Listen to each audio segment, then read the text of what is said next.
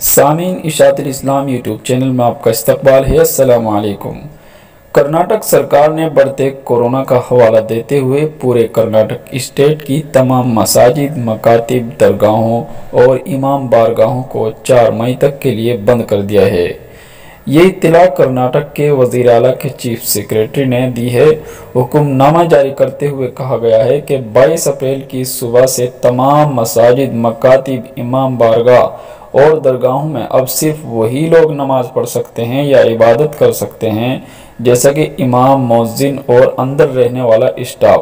ان کے علاوہ کوئی باہر کا آدمی ان جگہوں میں داخل نہیں ہو سکتا، اس لیے سبھی حضرات اپنے اپنے گھروں پر ہی عبادات کریں۔ اس بارے میں کرناٹک جمعیت کے ایک عہدیدار نے کچھ یوں بیان دیا ہے۔ السلام علیکم ورحمۃ اللہ وبرکاتہ۔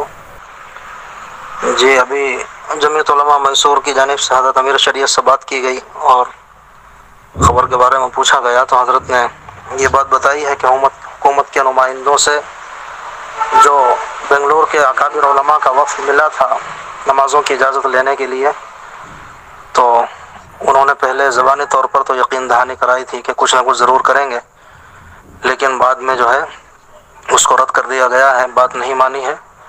اور اب کل سے 4 مئی تک، کل سے یعنی 22 مئی فجر کی نماز سے لے کر 4 مئی تک ساری نمازیں مسجد کے اندر صرف مسجد کا جو اسٹاف ہے، مسجد کا عملہ ہے، امام، مؤذن وغیرہ وہی ادا کریں گے۔